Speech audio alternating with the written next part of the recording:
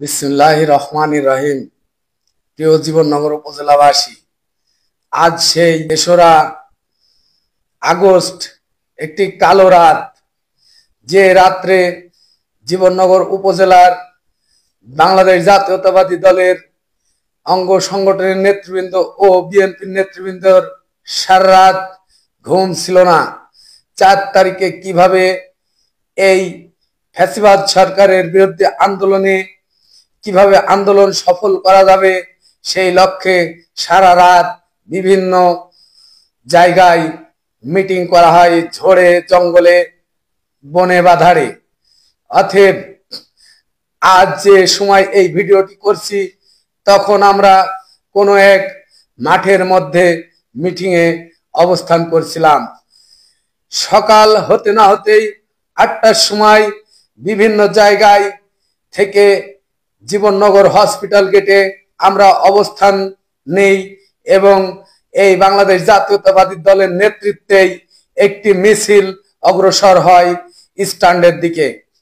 সেই মিছিলের নেতৃত্বে আমরা সামনের সারিতে থেকেই কিন্তু নেতৃত্ব দিয়েছি।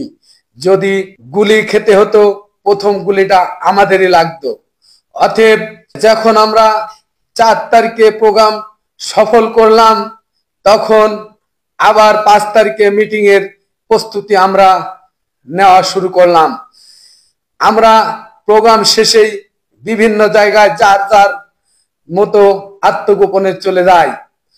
আবার ৫ তারিখে আমরা প্রোগ্রাম করব, তারই ধারাবাহিকতায় বিভিন্ন জায়গায় আমরা মিটিং এর প্রস্তুতি নিই। ৪৪ ধারা ভঙ্গ করে আমরা ৫ তারিখে মিটিং সফল করার লক্ষ্যে আমরা প্রস্তুতি নিই। কিন্তু তখন ছাত্রলীগ, যুবলীগ, আওয়ামী লীগ এবং পুলিশ সহ আমাদের বিরুদ্ধে কঠোরভাবে একটি অবস্থান নিবে। তাই আমরা বিভিন্ন জায়গায় মিটিংয়ে প্রস্তুতি নিই যে আজকে আর খালি হাতে নয়, আজকে আমরা আমাদের মতো প্রস্তুতি নিয়েই আমরা আজকে প্রোগ্রাম সফল করব। তখন ৫ তারিখে সকালে উঠে আমরা হসপিটাল গেটে অবস্থান নিই।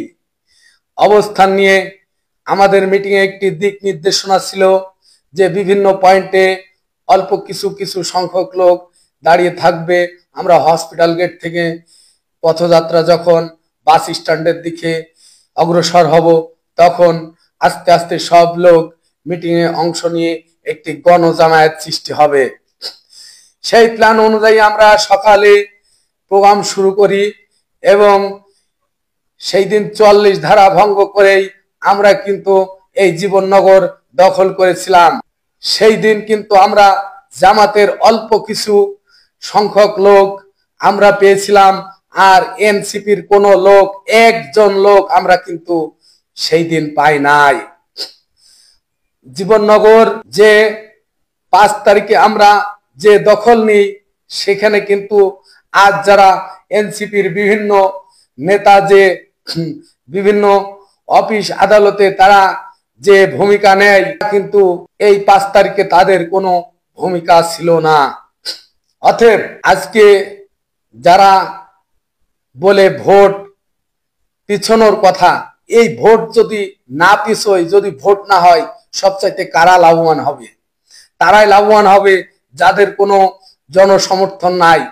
তারা বিনা জনসমর্থনেই তারা কিন্তু আজকে বিভিন্ন অফিস আদালতে তাদের আধিপত্য বিস্তার করছে। অতএব বাংলাদেশ জাতীয়তাবাদী দল একটি গণতান্ত্রিক দল, জনগণের কাছে তারা দায়বদ্ধ। এই ফ্যাসিস্ট সরকারের ৫ তারিখের আন্দোলনে ভূমিকায় বাংলাদেশ জাতীয়তাবাদী দল সক্রিয়ভাবে ভূমিকা পালন করেছে। এই বলে আমি আমার সংক্ষিপ্ত আলোচনা শেষ করছি। সবাইকে ধন্যবাদ। আসসালামু আলাইকুম।